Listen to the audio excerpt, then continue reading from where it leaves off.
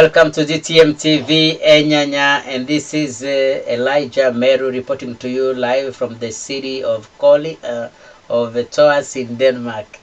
Thank you so much for joining us, and this is a Gospel Sunday. I want us quickly to be able to talk about you deserve a second chance.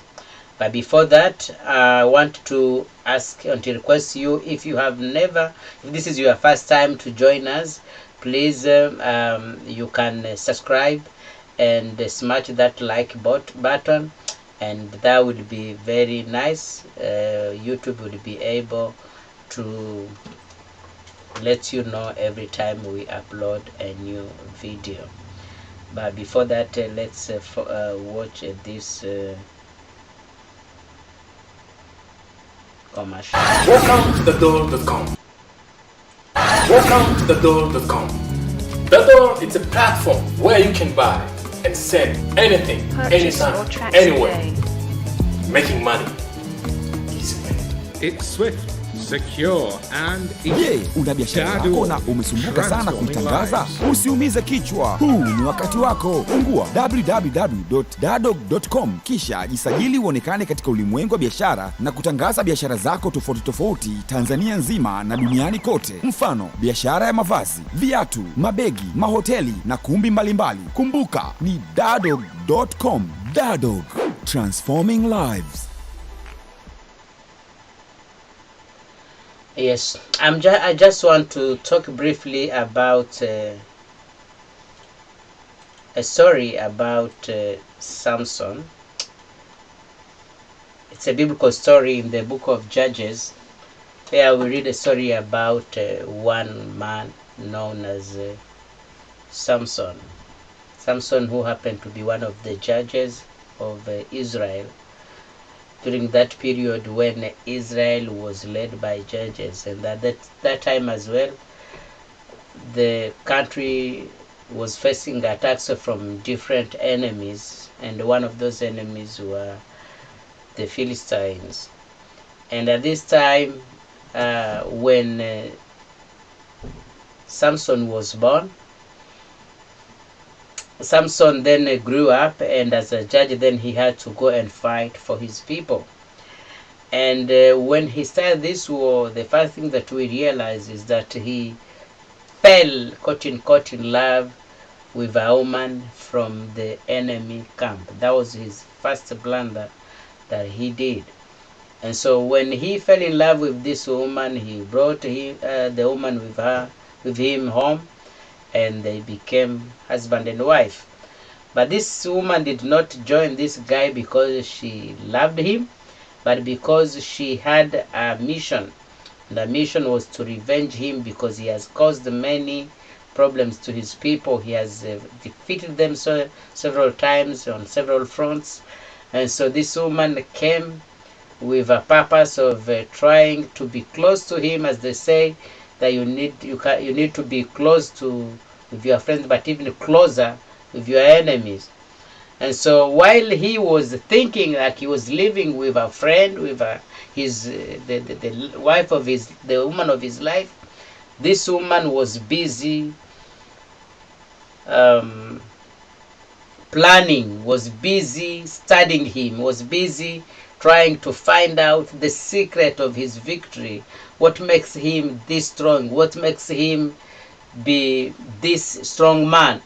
And so she studied this man for several months, for several days, and what she couldn't see or learn from herself, she had to ask him. So she had to ask him several times what was the secret of his power, what made him so powerful that even when thousands of men came to fight him, he could defeat them and kill them like flies. And so he tried to lie and lie and lie and lie, but at the end of the day, because he has welcomed the enemy in his own bedroom, what happened? He told this wife of his the secret of his strength. He told her that he his strength is in his hairs, because since the time he was born, he was never shaved. And therefore the woman, when she knew that, then she shaved him and called her countrymen, and they came. And when they came, the guy thought that he was still strong as normal, but he didn't know that he has already he has already left the cat out of the box, and therefore the power was already gone. And what happened is, like, his eyes was they took away his eyes, and then he became powerless, and they took him in the country of in the Philistine, in the country of the enemies. And so they prepared for a day when they will shame him, when they will use him as an entertainer. He will entertain them, and after entertaining them, then they could kill him. But they forgot that this guy, for that period that he was in prison, he had a chance of, though he was remaining blind, but he had a chance of having his hairs growing again.